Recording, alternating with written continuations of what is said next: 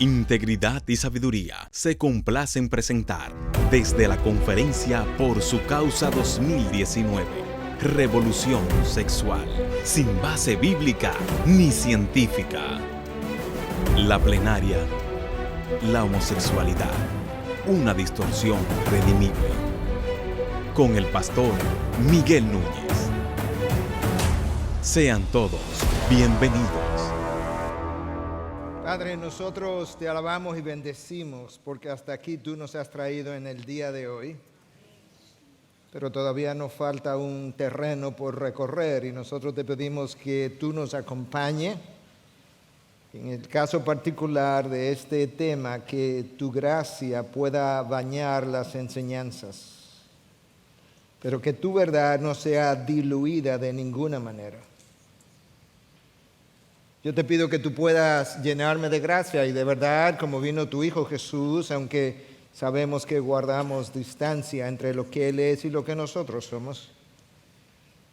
Pero me gustaría y te pido, Dios, que me permita hablar como Él hablaría. Yo te pido discernimiento, yo te pido sabiduría, yo te pido dependencia de tu Espíritu. Señor, que aquellas cosas que están aquí, que quizás pudieran representar opiniones mías o juicios míos, pudieran ser eliminadas. Y que aquellas cosas que no están, pero que tú puedes traer a mi memoria o aún inspirarla, basado en lo que tu palabra dice, tú puedas traerla y refrescarla en mí. Que cuando todo sea dicho y hecho, tu Hijo haya sido glorificado, tu palabra atesorada, nuestras mentes cambiadas. Te lo pedimos en Cristo Jesús. Amén, amén.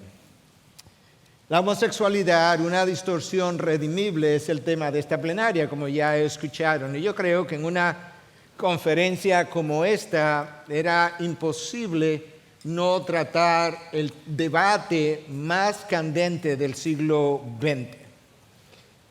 En la medida en que el tiempo ha ido pasando, en esa misma medida el debate se ha intensificado. Y yo creo que eso no hay que decirlo mucho, nosotros sabemos todos que es el caso.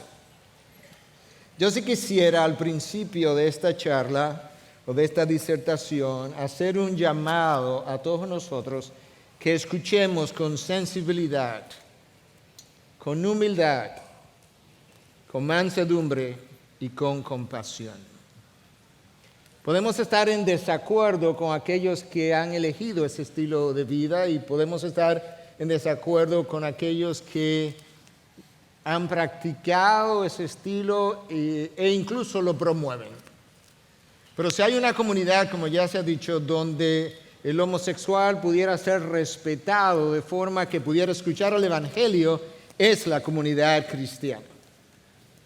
Y con esa introducción yo quisiera iniciar leyendo una porción de la palabra a la cual ya Sugel aludió esta mañana, pero yo creo que es un buen inicio de todas maneras.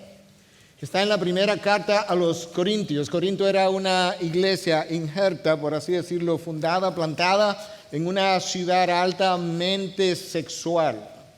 De manera que había de todo en aquella ciudad. Y Pablo le escribe en la primera carta, en el capítulo 6, versículos del 9 al 11, y les dice: ¿o no sabéis que los injustos no heredarán el reino de Dios? No os dejéis engañar, ni los inmorales, ni los idólatras, ni los adúlteros, ni los afeminados, ni los homosexuales, ni los ladrones, ni los avaros, ni los borrachos, ni los difamadores, ni los estafadores heredarán el reino de Dios. Ahora escucha con detenimiento. Y esto erais algunos de vosotros, pero fuisteis lavados, pero fuisteis santificados, pero fuisteis justificados en el nombre del Señor Jesucristo y en el Espíritu de nuestro Dios. Cuando esta epístola llegó a Corinto, sin lugar a duda, porque esa era la costumbre, la epístola fue leída delante de la congregación. En esa época la gente no tenía Biblias individuales, ni siquiera cartas individuales, sino que esta carta llegaba a la iglesia de parte de Pablo en una congregación X, la iglesia leía, alguien de la iglesia leía la carta y con toda probabilidad aquellas personas a las que Pablo se estaba refiriendo posiblemente estuvieran allí al momento que esta carta se leyó. Ahora, cuando Pablo hizo eso, cuando Pablo escribió eso, él no estaba tratando de hacer sentir mal a nadie por el estilo de vida anterior que había llevado. Al contrario, él estaba tratando de mostrar el poder del evangelio para liberar a cualquier persona de la esclavitud del pecado, independientemente de cuál fuera su pecado. Yo creo que eso queda claro. Hay dos cosas que llaman la atención en ese pasaje. Yo no sé si lo notaste. Pero la primera es que el pecado de homosexualidad es mencionado junto con el pecado de adulterio, la avaricia, la idolatría, entre otros. En segundo lugar, es mencionado como una desviación del diseño de Dios junto con otros pecados, con la completa posibilidad de poder regresar al diseño original. Porque esto erais algunos de vosotros. La realidad es que no hay atadura que el evangelio no pueda deshacer. No hay inclinación que el evangelio no pueda enderezar. Y no hay corrupción que el evangelio no pueda redimir. De ahí la razón que hemos llamado a esta plenaria la homosexualidad una distorsión redimible. El apóstol Pablo hace 2000 años envió esta carta a la congregación de Corinto, donde allí había personas, ahora escucha esto de otra manera, allí había personas ex inmorales, ex idólatras, ex adúlteros, ex homosexuales, ex ladrones, ex avaros, ex borrachos, ex difamadores, ex estafadores. Eso habla de la gracia, de la misericordia y del poder de Dios para rescatar al pecador. Yo quisiera comenzar hablando, después de haber hecho esa introducción, de la homosexualidad como pecado contra Dios. Todo lo que no se conforma al carácter y a la ley de Dios, que en esencia es lo mismo, la ley es un reflejo de su carácter, todo lo que no se conforma a su diseño es pecado. Nosotros lo vimos más arriba. Leímos, si prestaste atención, varios pecados sexuales y la homosexualidad no era el único. También nosotros vimos que la homosexualidad no es el pecado imperdonable. Nosotros sabemos que la homosexualidad no correspondía al diseño original de Dios, eso lo sabemos. Nosotros leemos en Génesis 1:27, varón y hembra los creó, solamente dos géneros o sexos. Es decir, Dios creó dos géneros o sexos con características internas, genotipos, eso es la composición de los cromosomas o cromosómica, y características externas, fenotipo, eso es como la persona luce. Dios creó dos de esos géneros y a esas dos personas le dijo, sé fecundos y multiplicaos. Y es obvio que la única manera como ellos podían llevar a cabo tal misión era si contaban con órganos que le permitieran acoplarse y luego entonces reproducirse. Yo creo que eso está claro a nivel de la creación. Pero si nosotros seguimos leyendo y llegamos al libro de Levítico, nosotros nos encontramos con un pasaje que suena duro al ser escuchado hasta que tú me permitas hacer algunas aclaraciones. Levítico 18:22. No te acostarás con varón como los que se acuestan con mujer. Es una abominación. Wow. Yo creo que algunos escuchan este texto hoy y la manera como Dios lo expresó le parece un hueso duro de roer. Hasta que tú comienzas a buscar todas las veces que la palabra abominación aparece y comienzas a descubrir que hay una serie de pecados, una lista larga de pecados que es calificada por Dios como abominaciones. Déjame leerte solamente un pasaje donde tú puedas entender, yo aludí a eso esta mañana y dije que me estaba adelantando, pero donde tú puedas entender hasta dónde tú y yo hemos cometido pecados abominables. Escucha Proverbios 6, 16 al 18. 6 cosas hay que odia al Señor, y 7 son abominación para Él. Escucha, si tú nunca has practicado la homosexualidad, pero tú te encuentras en uno de estos pecados, yo te pido hoy, antes de salir, que lo tomes tan en serio que te arrepientas antes de que la noche termine. Escucha, ojos soberbios, lengua mentirosa. Levante la mano a alguien que no ha dicho una mentira una vez. O que quizás está viviendo ahora una mentira. Manos que derraman sangre inocente. Un corazón que maquina planes perversos, pies que corren rápidamente hacia el mal. Un testigo falso que dice mentiras y el que siembra discordia entre hermanos. ¿Notaste que hay un pecado ahí en esa lista de abominaciones que he repetido 2 veces? ¿Cuál es? La mentira. La palabra usada para calificar ese pasaje o ese pecado es exactamente la misma para calificar la homosexualidad. Porque ambas cosas no solamente corrompen el diseño de Dios, sino que son en extremo contrario al carácter de Dios. Y lo que Dios está describiendo es que Él odia aquello que es contrario a su carácter y a su diseño. Y Dios es verdad y el padre de mentira es Satanás. De manera que si estás acostumbrado a la mentira, viviste una mentira o estás viviendo una mentira, toma la oportunidad en el día de hoy y arrepiéntete. La prostitución y la idolatría son mencionadas también como abominaciones para el Señor. Aquellas cosas extremas que representan una distorsión, una contradicción, una violación de cierto grado de importancia al carácter de Dios, la palabra la titula como abominación. La homosexualidad ofende a Dios. Ofende a Dios porque rechaza su diseño. Ofende a Dios porque degrada la imagen de Dios en el hombre. Lo mismo sucede con la fornicación, la promiscuidad y la pornografía. Podríamos decir exactamente lo mismo. Todos esos pecados que yo acabo de mencionar son pecados contra el cuerpo, el templo del Espíritu, y forman parte de la distorsión de la sexualidad humana.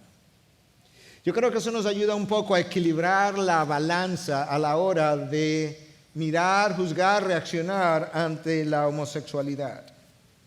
Y es ver la lista larga de ocasiones en la palabra de Dios donde la palabra abominación aparece. Sin lugar a dudas, como vimos en el texto de 1 Corintios 6, Dios odia ese pecado, pero nunca rechazaría a ninguna persona homosexual que viniera en arrepentimiento con un corazón contrito y humillado a pedir perdón. Dios lo recibiría con la misma gracia que ha recibido a cualquiera de nosotros. Y habiendo dicho eso, ¿verdad? Como a manera de introducción, yo quisiera recordarnos 3 cosas. Número 1, Cristo murió por personas heterosexuales, homosexuales y bisexuales. Porque esto erais algunos de vosotros. Todo pecado, independientemente de su naturaleza, requiere arrepentimiento. No hay duda de eso. Y número 3, no hay pecado que Jesús no pueda perdonar. Recuerda que para su salvación el homosexual necesita lo mismo que tú y yo necesitamos en el pasado o necesitamos en el futuro.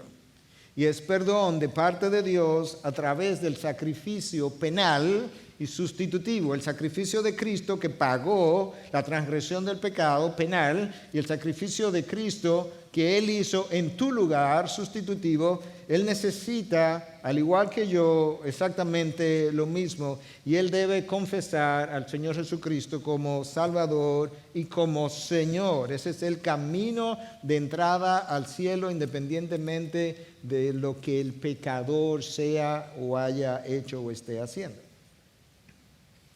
¿Cuál debiera ser la reacción entonces nuestra ante este pecado en particular? Definitivamente que la homofobia no cabe en la comunidad cristiana, de ninguna manera. Es el único lugar que pudiera tener garantía de que eso no va a existir. Yo creo que eso está claro. Número 2, tampoco podemos ignorar el problema como si fuera algo pequeño por sus implicaciones y complicaciones, como vamos a ver más adelante. Y en tercer lugar, yo creo que la única reacción bíblica ante ese pecado y cualquier otro pecado es abordarlo lleno de gracia y de verdad, como el Señor Jesucristo vino a esta tierra. Ahora, para entrar ya como en materia un poco más técnica, si tú quieres, habiendo hecho toda esta introducción bíblica, yo quisiera comenzar definiendo algunos términos porque yo no estoy seguro que todo el mundo que está aquí los tiene claro. Quizá algunos sí y otros no. En primer lugar, ¿qué es lo que la palabra homosexual significa? Bueno, se refiere a personas que tienen atracción hacia personas del mismo sexo, aunque algunos entienden, y yo creo que eso está bien entendido lo que voy a decir por estos algunos entienden que debiéramos hacer una diferenciación entre aquellos que tienen una atracción hacia personas del mismo sexo pero no practican la homosexualidad y llamar eso simplemente orientación homosexual y usar el término homosexual para aquellos que practican la homosexualidad, valga la redundancia. El término como tal fue acuñado por primera vez en 1869 por el autor alemán Karl Maria Kerbenig. De manera que cuando tú lees en las Biblias anteriores, ¿verdad?, a esa época, la palabra, o Biblias que tenemos hoy, perdón, la palabra homosexual, y tú buscas Biblias anteriores a ese tiempo, está traducido de otra manera, porque el término fue acuñado por primera vez en 1869. Hoy se habla de una persona gay. ¿Qué es lo que eso significa? Bueno, hace unas décadas atrás la palabra gay simplemente significaba feliz, contento, pero hoy en día se usa para referirse al homosexual masculino. De acuerdo con el historiador John Boswell, la palabra gay, estoy citando, la palabra gay era usada como una especie de código entre la comunidad homosexual a principios del siglo XX, como un código secreto para identificarnos y saber a qué nos estamos refiriendo. El término fue usado por Cary Grant en una película en el año 1939 llamada Bringing Baby Up, o Educando al Baby Up, haciéndolo crecer. Lesbiana es una palabra reservada para la mujer que tiene atracción y practica, verá, las relaciones sexuales con el mismo sexo. Bisexual yo creo que es obvio, es alguien que tiene atracción y que practica las relaciones sexuales o ha practicado con un sexo y con el otro. Transgénero se refiere a personas que están atrapadas, dicen ellos, en un cuerpo que es distinto a lo que ellos sienten ser. Entonces se habla de que yo soy un hombre, pero realmente yo siento que soy mujer. Entonces se habla de que yo tengo una disforia de género o tengo un transgenerismo. La palabra disforia, porque hemos hablado de disforia de género, pero como que no hemos identificado qué es lo que significa. La palabra disforia técnicamente implica una cierta ansiedad, tristeza o irritabilidad. Cuando hablamos de disforia de género, estamos hablando que la persona es, ¿verdad?, es quizá masculina, pero esa persona siente una cierta tristeza, irritabilidad o inconformidad con ser hombre porque él se siente ser mujer. El transexual es la persona que ya ha emprendido un camino a través del uso de hormonas o de cirugías para hacer el cambio hacia el sexo opuesto. Transgénero y transexual son dos cosas diferentes. El transvesti, yo creo que está muy claro lo que significa, la persona que se viste del sexo opuesto. Y el cisgénero es básicamente el heterosexual, la persona que se siente cómoda siendo lo que su sexo biológico es, y hoy se le llama cisgénero. Entonces ahora hemos definido los términos y tenemos más claro lo que cada cosa significa. Hablemos acerca de algunas de las confusiones que existen en la sociedad, aunque ya aludimos a ella en uno de los paneles esta mañana. Confusiones en la sociedad acerca de la homosexualidad. Yo mencioné que en un estudio reciente en Estados Unidos se le pidió a la población que estimara, ¿verdad? Así como decimos nosotros, abuelo de pájaro, qué % de norteamericanos ellos consideraban que eran homosexuales. Y el 52% de las personas en este estudio en particular, la Gallup hizo el estudio, respondió que un 25% de la población norteamericana era homosexual. Sin embargo, otro estudio también citado esta mañana, hecho por una de las instituciones, sino la institución de mayor prestigio en Estados Unidos, the National Institute of Health, NIH, publicado el 15 de julio del año 2014, reveló resultados completamente diferentes a la percepción que la población norteamericana tiene de ese %. El estudio comprendió 34.557 personas mayores de 18 años. Fue hecho en el 2013 y publicado al año siguiente, y esto fue lo que reveló. El 96.6% de la población dijo ser completamente heterosexual. El 1.6% dijo ser homosexual. El 0.7% admitió ser bisexual. Si tú unes esos 2%, 1.6 más 0.7, estamos hablando de un 2.3%, porque el otro 1.1% no quiso contestar o rehusó contestar porque no sabía la respuesta. De manera que casi el 97% de la población dijo ser heterosexual. Si sabe algo de estadísticas, en la campana de Bell de la estadística, eso corresponde a más o menos 2 desviaciones estándar, lo cual implica que eso deja claro cuál es la normalidad. Nosotros sabemos cuál es la normalidad, aún estadísticamente hablando, al hacer estos estudios. Ese % solamente revela algo acerca de qué es lo que por naturaleza el ser humano es. La desinformación se debe a un estudio que yo también aludí esta mañana en uno de los paneles. Fue hecho por Alfred Kinsey en el año 1948, y el estudio estuvo mal hecho. La muestra fue relativamente pequeña, 5,000 y pico de personas. Entre ellos había una gran cantidad de presos, de prisioneros. Fue un grupo muy preseleccionado para que arrojara resultados obviamente erróneos, y también porque dentro de ese grupo que él escogió ya habían personas practicando la homosexualidad. Y en diciembre 11 de 1949, al año siguiente, apareció un artículo en el New York Times reportado por W. Allen Wallace, el presidente del Comité de Estadística de la Universidad de Chicago, que reveló que el estudio había sido descalificado porque violaba 4 de los factores principales de lo que es una estadística bien hecha. Y ese % que Kinsey reportó fue 10%, y por muchos años se propagó la idea de 1 de cada 10 norteamericanos era homosexual, lo cual no es cierto, de acuerdo a lo que ya yo les mencioné. Habiendo hablado acerca de algunas de las confusiones, hay más, pero yo no tengo todo el tiempo para hacer esto, de manera que quizás esta fue la plenaria que me dio más dificultad en poder resumir algo que pudiera tomar todo el fin de semana para discutirlo. Entonces, yo voy a tratar de darle pinceladas de diferentes cosas. Y lo próximo que quiero hacer es hablar un poquito de la causa de la homosexualidad. Personas que están en la práctica, ¿verdad?, en este estilo de vida, afirman que cuando ellos nacieron ya ellos estaban predeterminados por genes a ser homosexuales. No hay un solo estudio científico serio que avale tal cosa. Uno solo no lo hay.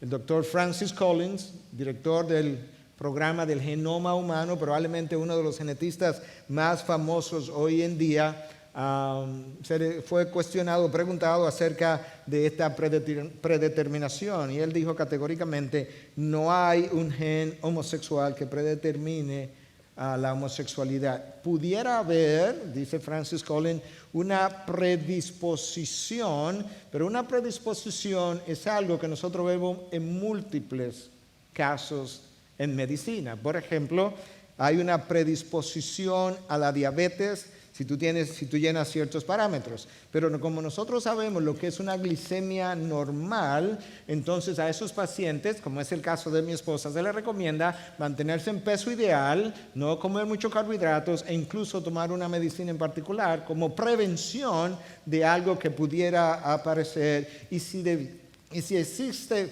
realmente esa predisposición, sabiendo nosotros que el 97% de la población en esa nación, y probablemente en la mayoría de las naciones, es heterosexual, pues conocemos lo que es normal y debiéramos estar trabajando no en incentivar el estilo de vida, sino en prevenir el estilo de vida, por consecuencias que el estilo de vida trae, que vamos a hablar más adelante.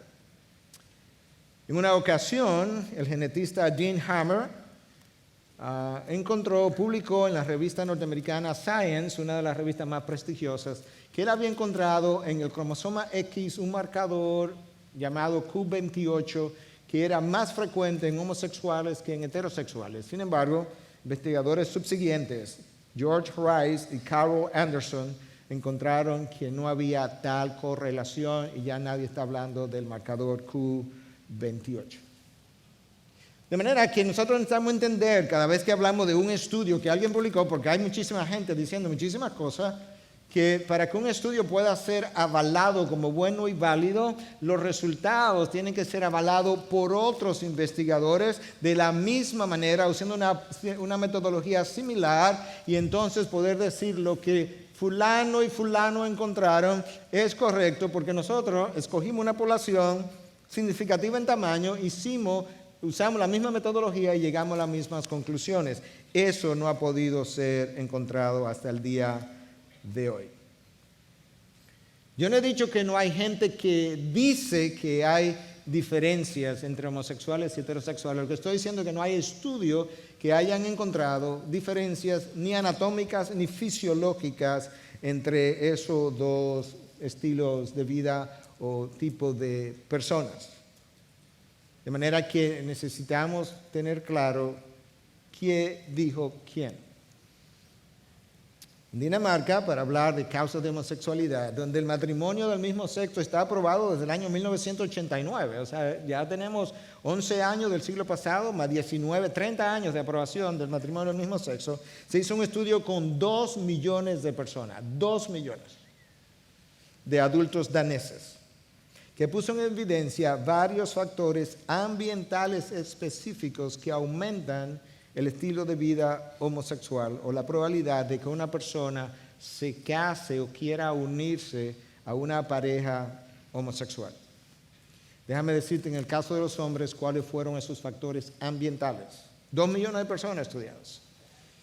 El haber nacido en una zona urbana, el haber nacido en una ciudad es un factor predisponente a la homosexualidad versus el área rural. Y número 2, tener un padre ausente o no conocido.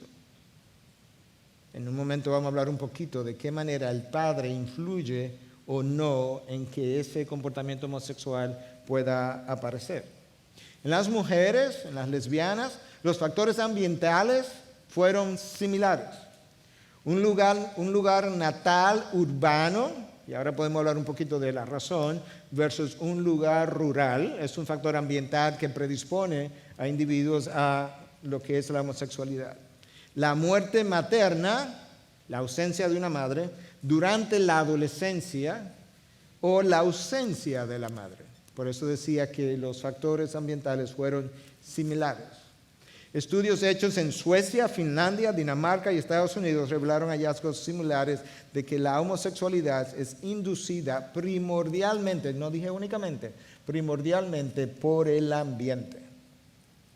La zona urbana representa un área de mayor exposición a estímulos sexuales cada vez más tempranos, porque los padres sobre todo hoy en día, el papá, la mamá, frecuentemente no están en la casa por algo que ya se mencionó hoy, que se considera, el pastor Juan Sánchez hablaba de esto, se considera que la madre que se queda en la casa criando a sus hijos, pues es de menor valía o tiene menor dignidad o tiene menor importancia que aquella que sale a trabajar. Y en esa zona urbana ese fenómeno se da con mucho más frecuencia y entonces los niños son expuestos a esta estimulación sexual más tempranamente y más hoy que hay una vorágine de formas distintas de sexualidad en la televisión. Nosotros no podemos perder de vista que aún los muñequitos hoy, los padres tienen que verlos con sus hijos o aprobarlos para poderlos ver, porque muchas veces la homosexualidad y la sexualidad en general, la distorsión de la sexualidad está en dichos muñequitos. Un estudio publicado en septiembre del año 2004 en el órgano oficial de la Asociación Americana de Pediatría reveló lo siguiente, escuche. Esto no es una revista cristiana, esto es una asociación de médicos pediatras. Reveló lo siguiente, el 75% de los norteamericanos opinó que la televisión tiene un exceso de material sexual explícito. 3 de cada 4 norteamericanos entendió hay demasiado sexo explícito en la televisión. El 86% piensa que la televisión ha contribuido a disminuir los valores. La televisión que está en la casa de aquella nación se admite como que ha contribuido a disminuir los valores. La televisión celebra el sexo prematrimonial, el adulterio, la promiscuidad, la homosexualidad y muchas otras disfuncionalidades. Adolescentes entre 12 a 17 años expuestos a ver sexo en televisión los influencia para tener sexo más tempranamente. Y eso ocurre más en la zona urbana. Hasta ahí algunas de las causas contribuyentes a la sexualidad y a la disfunción sexual ambiental de la que estamos hablando. Ahora, ¿cómo nosotros podemos explicar un poco, que también aludimos en el panel, y le pudiera sonar redundante, pero como son conceptos nuevos, yo creo que la repetición es buena, porque la repetición es la clave del aprendizaje. ¿Cómo podemos nosotros explicar médicamente la sexualización que ocurre en estos niños? Bueno, como dijimos esta mañana, el cerebro es plástico, la neuroplasticidad del cerebro. Lo que implica que mi cerebro, que tiene neuronas, y esas neuronas se aparean, por así decirlo de cierta forma, ese apareo de las neuronas está directamente relacionado con las experiencias que yo vivo, buenas y malas. Y cuando yo me expongo entonces a experiencias sexuales, cuando me expongo como a la pornografía, por ejemplo, yo comienzo a crear circuitos eléctricos nuevos. Esos circuitos eléctricos comienzan a funcionar. En la medida en que yo me sigo exponiendo a esos estímulos, esos circuitos se agrandan, se profundizan. En la medida en que yo me alejo de ellos y no me expongo más, los circuitos comienzan a atrofiarse. Lo increíble es que esos circuitos que son estimulados de forma repetitiva por las exposiciones a situaciones sexuales, esos circuitos entonces se convierten en circuitos de preferencia. Yo hablaba con alguien esta mañana, al final de la mañana, que me decía, mira, yo fui sometido a este tipo de práctica estando muy pequeño, me dijo una edad, voy a reservar eso, pero muy, muy, muy joven. Y yo a veces todavía sueño alguna de estas cosas que yo no quisiera ni siquiera soñar. Porque estos son circuitos de placer que son usados de forma preferencial. Eso podría explicar la tendencia a actuar sexualmente de cierta manera, como sería el caso de la homosexualidad, cuando esto comienza a una edad muy temprana. Esa neuroplasticidad es más obvia, más evidente, más frecuente antes de los 21 años, pero continúa durante toda la vida. Y no solamente hay una neuroplasticidad, hay lo que nosotros llamamos una neurogénesis. En otras palabras, antes se creía que el cerebro no se reproducía. Hoy nosotros sabemos que el cerebro es capaz de formar nuevas neuronas y con esas nuevas neuronas formar nuevos circuitos. Y lo que estoy describiendo no es simplemente para la homosexualidad, es para cualquier experiencia. El doctor Whitehead escribió un artículo titulado Brain Plasticity Backs Up Orientation Change, o la plasticidad cerebral respalda el cambio de orientación. Y esto es lo que él dice. Cualquier diferencia que nosotros pudiéramos encontrar entre el cerebro de un heterosexual y un homosexual, más probablemente se debe a la exposición homosexual que creó los cambios, más que los cambios que lo llevaron a actuar homosexualmente. ¿Entendieron? Si encontramos diferencia entre un cerebro homosexual y heterosexual, con toda probabilidad, dice este doctor Whitehead, el chance es que estas diferencias se deben a la exposición homosexual tempranamente de esa persona, más que la causa de esa forma de actuar o de vivir. Entonces eso nos puede ir dando cierta iluminación, entendimiento de qué es lo que está pasando. Los pensamientos y las experiencias, cuando son repetitivas, crean circuitos preferenciales, como yo dije. Y cuando una persona se ha expuesto a la cultura homosexual, esto es lo que se ha determinado. Mientras más temprano es expuesto a esa persona, más difícil es salir de ella. Ahora nosotros entendemos por qué. Mientras más número de contactos ha tenido, más difícil es salir de ella. Ahora nosotros sabemos por qué.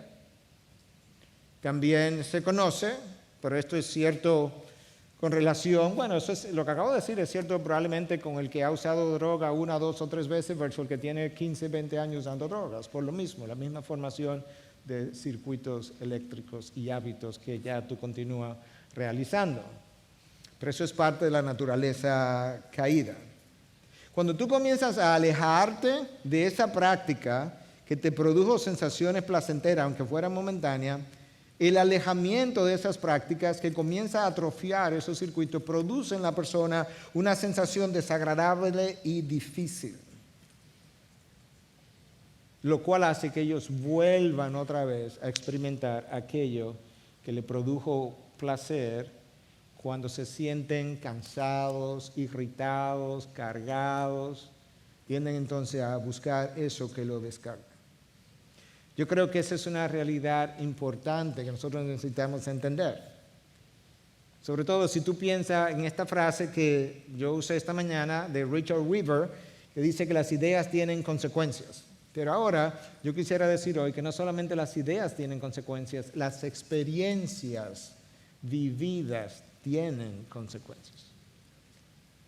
Es evidente que Dios creó un cerebro que debía ser formado saludablemente cuando ese cerebro es expuesto a vivencias y a enseñanzas saludables que debieran ser características de hogares cristianos.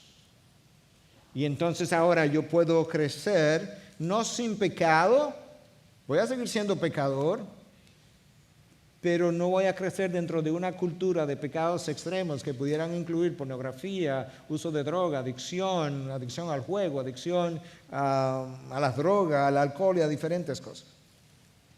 Pero cuando una persona tergiversa el uso de esos centros neuronales de placer con deleites nocivos, la inclinación natural que nosotros poseemos para cumplir los propósitos de Dios comienza a desvirtuarse y entonces ahora es mucho más difícil sacar a esa persona de esa práctica. Eso en cuanto a cómo explicar la sexualización de los niños tempranamente. Cómo explicar cómo es que un niño o una niña es violada, vamos a decir por un hombre, porque casi todas las violaciones son realizadas por hombres, una crisis masculina.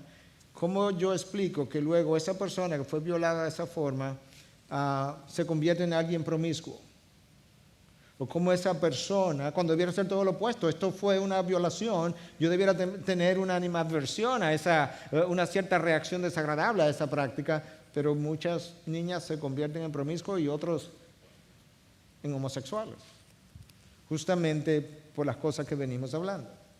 Ahora, ¿cuál es el rol de los padres en la prevención de de ese estilo de vida. Los talleres de mañana van a estar hablando un poco acerca de esto, pero simplemente una pincelada. La figura del padre que están aquí, escúchenme, como modelo de masculinidad, no de pato macho, de masculinidad para el niño, va a representar una fuente de seguridad y para la niña una fuente de apoyo que son necesarias para que ellos puedan relacionarse sanamente con ese sexo que el padre tiene, que es obviamente el sexo masculino. La ausencia del padre en el hogar parece ser desastrosa para lo que es el crecimiento del niño o de la niña, de acuerdo a la mayoría de las estadísticas. De hecho, mañana el pastor Héctor va a estar hablando justamente de la necesidad de ese padre estar presente. La conclusión de estos estudios parece ser que las experiencias familiares, como ya vimos, recuerda que vimos que en aquel estudio que se hizo en Dinamarca con 2 millones de personas estableció que los factores ambientales principales tenían que ver con la zona rural versus la zona de la ciudad y tenían que ver con que la ausencia del padre en los hombres, la ausencia de la madre en las mujeres. Entonces parece ser que entre las experiencias familiares juegan un rol extremadamente importante en la distorsión de la sexualidad humana en una dirección u otra, incluyendo la homosexualidad. Y es por eso que a veces nosotros decimos, ¿y cómo es posible que un niño de los 2 años esté observando ciertos patrones de comportamiento? Bueno, es que desde que nació ha tenido un padre o una madre, o no la ha tenido, que le ha tratado de cierta manera. Yo vi un video en estos días que era tan desagradable y tan doloroso para mí que decidí que ni se lo iba a enseñar a mi esposa. Pero un pastor me lo envió. Una madre que tiene una niña como de 1 año de edad que está llorando y la manera como la abusaba para que dejara de llorar. Y cómo le daba y llegó un momento que tomó sus manos y se la puso en el pecho y la apretaba hacia arriba y hacia abajo, y tomó otro momento y le estaba ahorcando como de 1 año de edad. Esa niña no va a crecer con una buena idea de lo que es la feminidad bíblica. Esa niña necesitaba a alguien que la protegiera. Esa niña pudiera convertirse en una promiscua con el sexo heterosexual, buscando un hombre que la proteja y le dé lo que ella no recibió. La educación, sobre todo la educación moral, espiritual, la formación moral y espiritual de los niños corresponde estrictamente a los padres. Y estas palabras que yo te mando hoy, Deuteronomio 6, estarán sobre tu corazón y diligentemente las enseñarás a tus hijos, diligentemente, y hablarás de ellas cuando te sientes en tu casa y cuando andes por el camino, cuando te acuestes y cuando te levantes. Nosotros no queremos el gobierno educando a nuestros hijos, pero nosotros necesitamos los padres que lo hagan. Y si los padres no lo van a hacer, necesitamos colegios responsables que lo hagan. Porque si vamos a demandar una cosa es porque estamos decididos a hacer la otra. Educar a los hijos, sobre todo en los mandamientos del Señor, es una tarea de los padres. Por eso estamos en contra de la introducción de programas de ideología de género en los sistemas educativos. Pero el modelo de crianza al cual un niño o una niña es expuesto distorsiona su concepción de la sexualidad.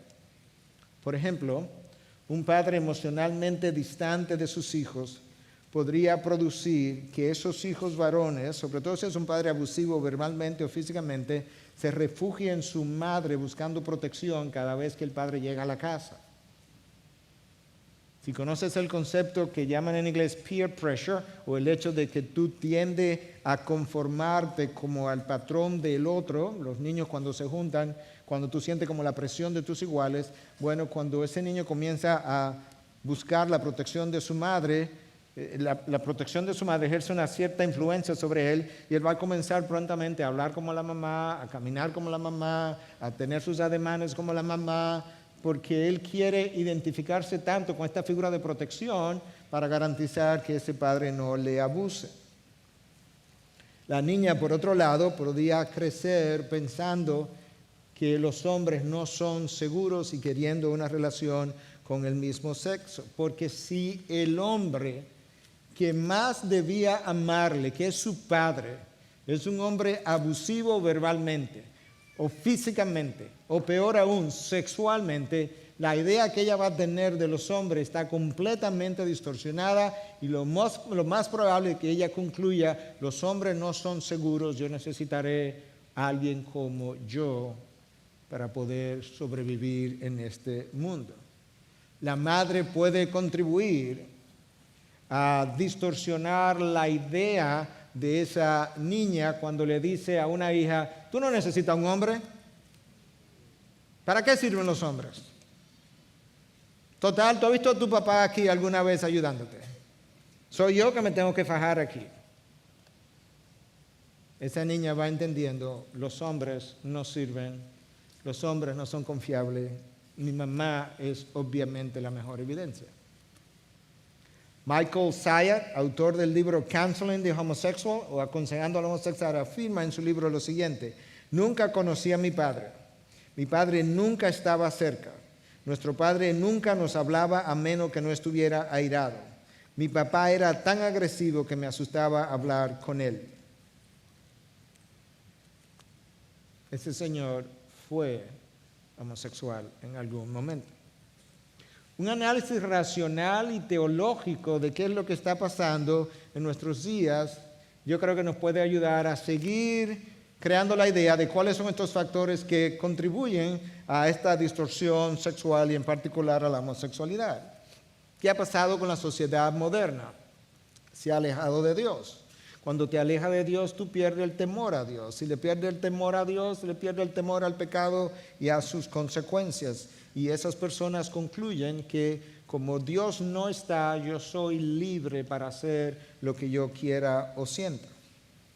En el video de esta mañana salió la frase de Dostoyevsky, que viene de su novela Los hermanos Karamazov, donde dice, si no hay Dios, entonces todo es permisible. Ciertamente.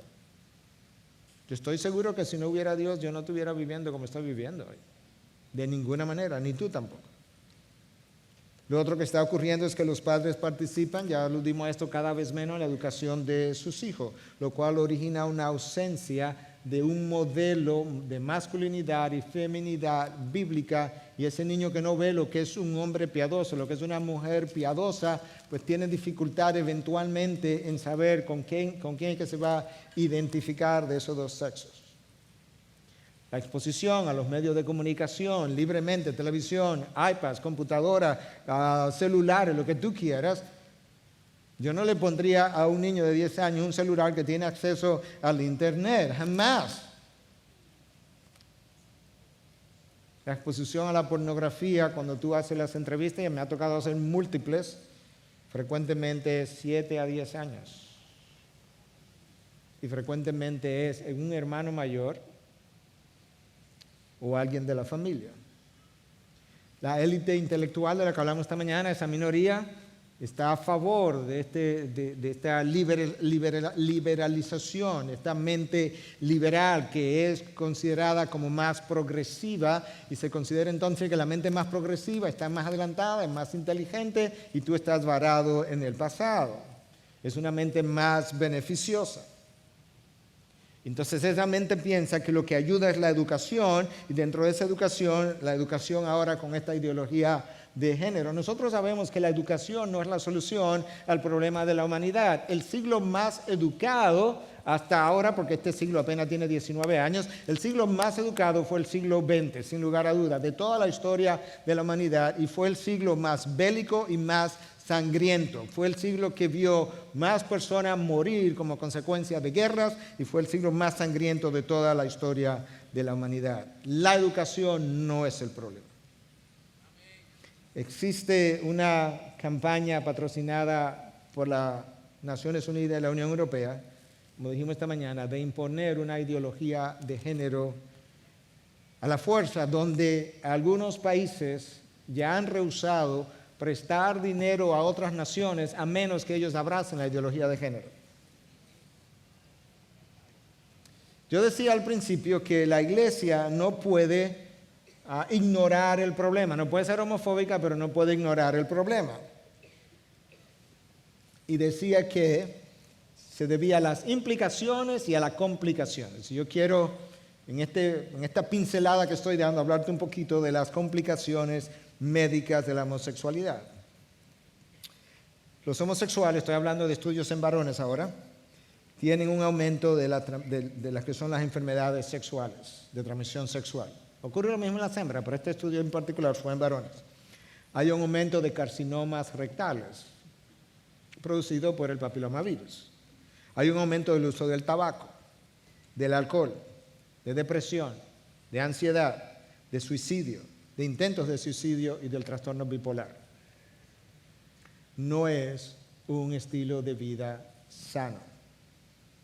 Un estudio hecho por The National Lesbian Healthcare Survey, o una encuesta hecha por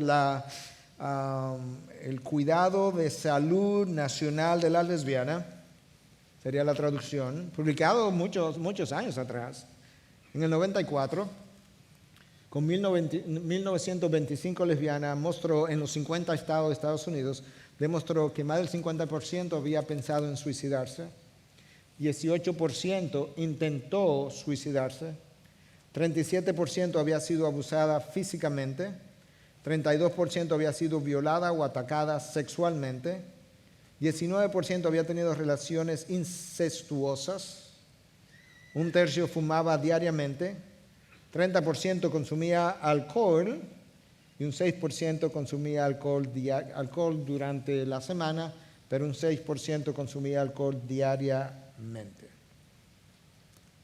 Al mismo tiempo, para aquellos que piensan que la homosexualidad es un estilo de vida, una distorsión que no se puede cambiar, como muchos homosexuales piensan, es un mito.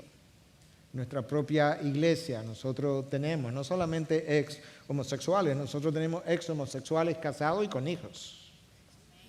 Porque la gracia de Dios es capaz de enderezar cualquier cosa que esté torcida.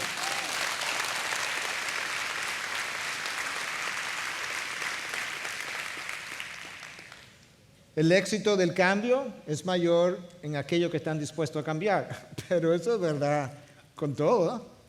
El éxito de que alguien se eduque bien es más alto en aquellos que quieren educarse que en aquellos que no quieren educarse. De manera que eso no es ninguna revelación, lo que pasa es que no todo el mundo quiere pagar el precio del cambio. El tiempo se ha estado yendo y yo necesito regresar de alguna manera el tema de la homosexualidad. Ya le di pinceladas de una serie de cosas.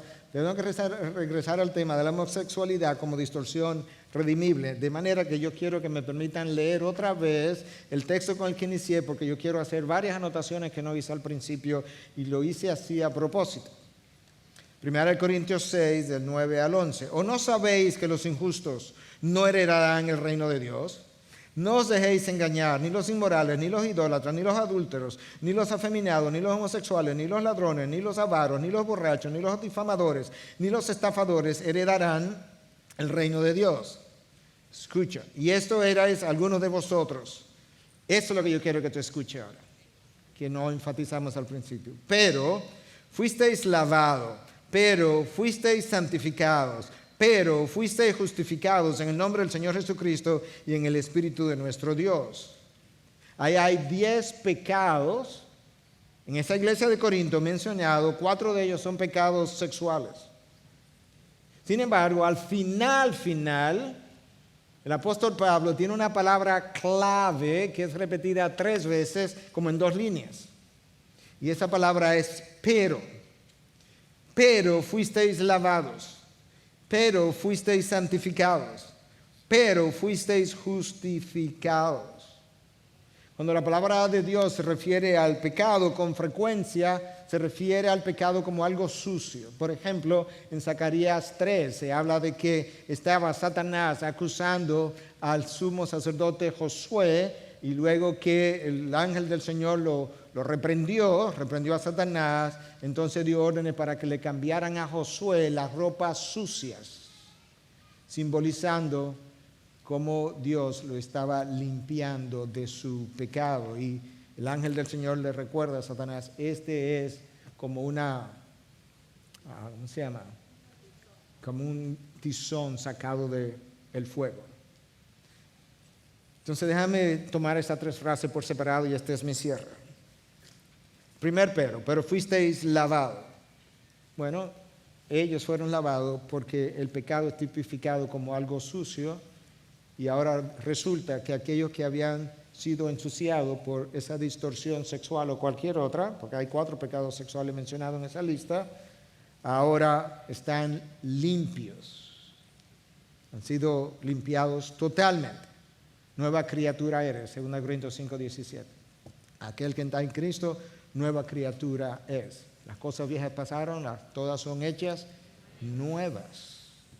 Segundo pero fuisteis santificados. Cuando una persona es salva, incluyendo el homosexual, la palabra santificación implica apartada. Fuiste apartado ¿de dónde? Del mundo de las tinieblas y fuiste traído ¿a dónde? A la luz admirable de Cristo.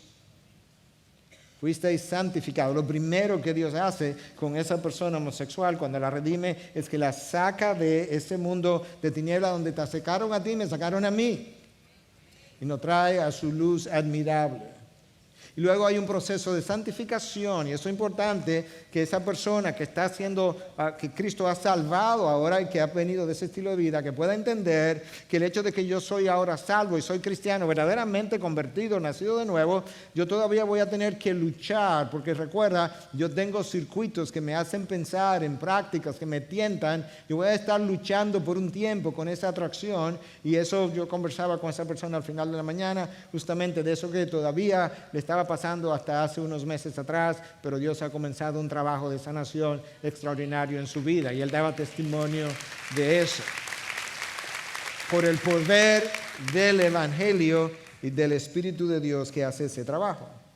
Pero eso que yo estoy hablando es cierto de aquel que usó drogas, será tentado a volverla a usar, que usó alcohol, será tentado a volver a tomar, que usó el cigarrillo, será tentado a volver a fumar o aquel que era adicto a los juegos y ahora se convirtió durante un tiempo, él va a ser tentado en esa dirección por las razones que habíamos explicado anteriormente. Y el tercer pero fuisteis justificados. De manera que la palabra justificación implica declararte justo delante de Dios como si tú nunca hubiese pecado. Y eso es hecho por medio de la sangre de Cristo derramada en la cruz. De manera que cuando un homosexual se convierte, él ha sido justificado como si nunca en su vida hubiese tenido una relación homosexual en su vida. Y declarado, regenerado delante de Dios, de la misma manera que se nos declara a nosotros. Ahora, ¿cómo fue hecho eso? Ahí está en el texto, al final. En el nombre del Señor Jesucristo y el Espíritu que hace la regeneración de nuestro Dios. Me quedan 3 minutos para completar mi hora. Así que vamos a acabar en esos 3 minutos. ¿Qué puede hacer la iglesia? Déjame decirte diferentes tipos de iglesia lo que hacen. La iglesia permisiva trata de ayudar, pero no confronta. Entonces no ayuda. La iglesia rebelde viola la palabra y la usa convenientemente para respaldar su agenda. Hay diferentes tipos de iglesia, tú tienes que saber eso. La iglesia condenadora usa la verdad divorciada de la gracia.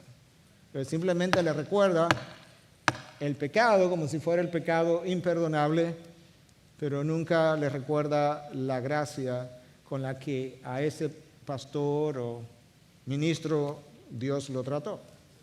La iglesia no comprometida no ayuda ni confronta. Ella es como ni fría ni caliente, la cual Cristo quiere escupir de su boca. La iglesia ignorante, por eso estamos haciendo este tipo de cosas, para que la iglesia no sea ignorante, desconoce cómo confrontar y cómo sanar.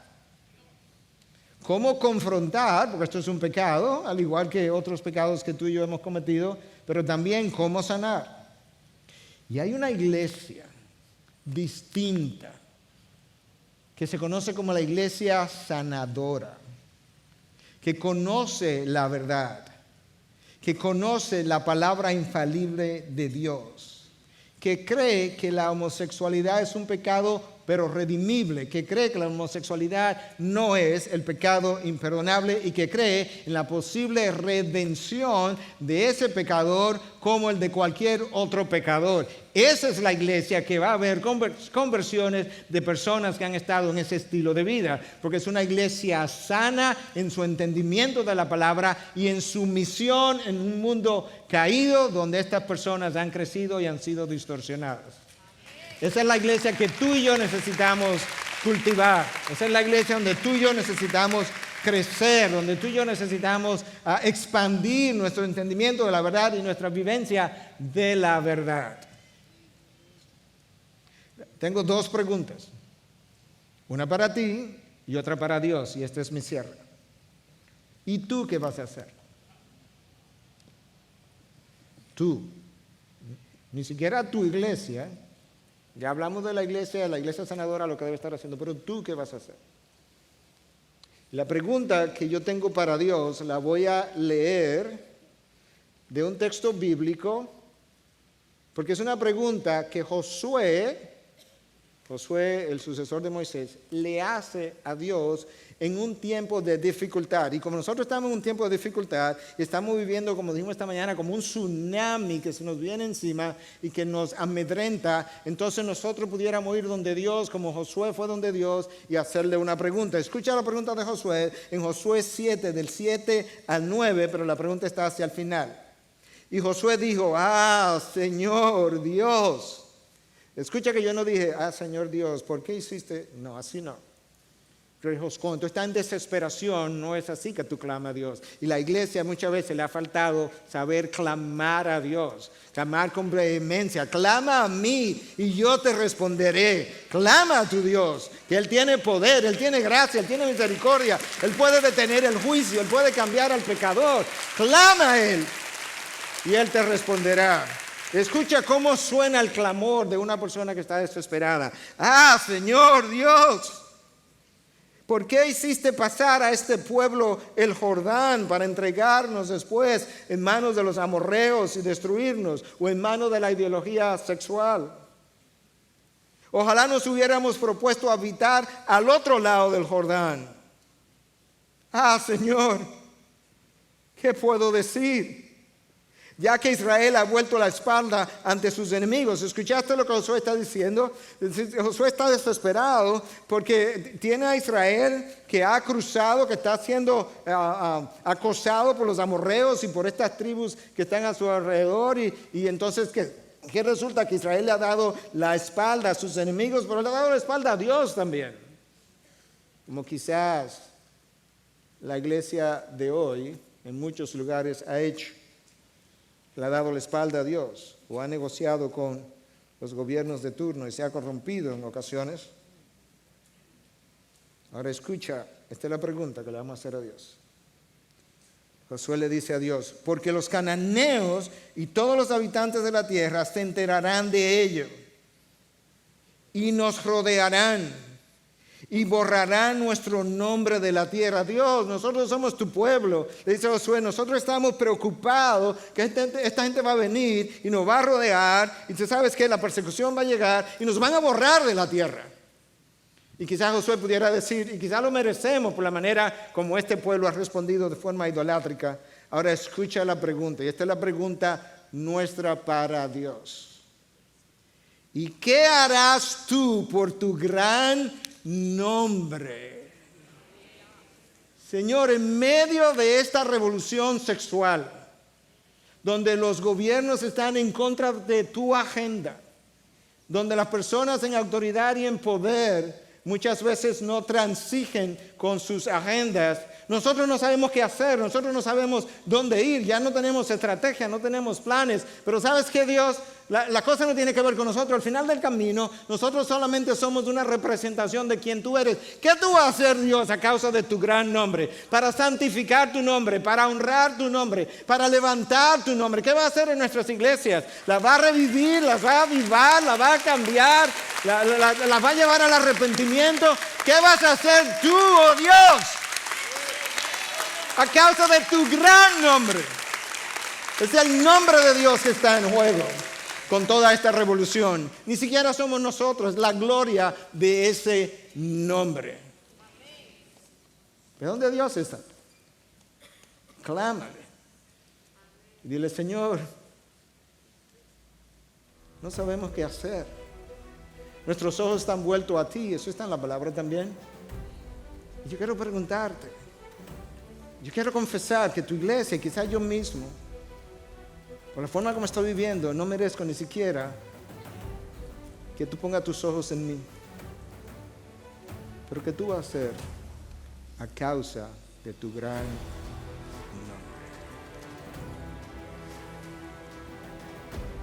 El apóstol Pedro escribe y dice que es hora de que el juicio comience.